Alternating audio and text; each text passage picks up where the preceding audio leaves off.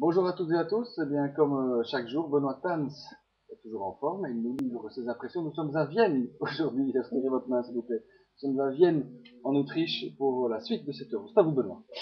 Ben oui, Vincent, on est à Vienne, donc nous irons valser ce soir après cette petite interview. Donc, mes premières impressions, ça, on va d'abord en venir à la Grèce, qui a été quand même très frileuse. C'est double maître parce qu'il y en avait beaucoup des grands joueurs au niveau de la taille, surtout avec sa technique relativement excellente, mais malheureusement avec une tactique très fileuse. Eh bien, les Suédois, ils sont arrivés, ils ont ouvert cette défense super renforcée par un Ibrahimovic qui n'est pas encore à 100% merveilleux.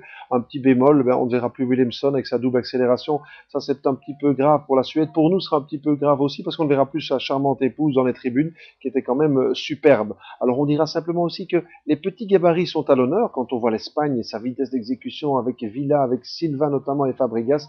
Ils ont été impressionnants. C'est vrai, contre une équipe de la Russie très très naïve, on ne digère pas l'absence, la suspension d'Abandarchavin et Progredniak. Donc on est bon en club avec le Zénith notamment, on gagne la Coupe UEFA, mais on n'est pas encore très très bon au niveau international avec l'équipe nationale. Donc je pense que c'est un petit peu au niveau de ses premières impressions. Vous dire aussi que les papilles se portent bien. Quand vous voyez Van der Sar, les parades qu'il a faites sont assez incroyables. Thuram est toujours bien présent. Müller pour la Suisse aussi. Nous avons Galasek, nous avons Kovac, nous avons Bach et Senna, et puis je terminerai également par Larsson et sa touche incroyable qui a encore été à la base de ce but d'ouverture de la Suède. Je dirais aussi que nous ne sommes pas les seuls Belges, avec Marc Wilmots, Rodrigo, Vincent et moi-même. Il y a beaucoup de techniciens dans la réalisation, dans la production, donc il y a énormément de Belges que l'on rencontre dans les rues où la fête commence vraiment à monter d'un cran, ça fait plaisir. Et puis je terminerai en disant que le bus va toujours très bien. Malheureusement, il consomme beaucoup, il reste des places, donc venez vite nous rejoindre et puis retrouvez-nous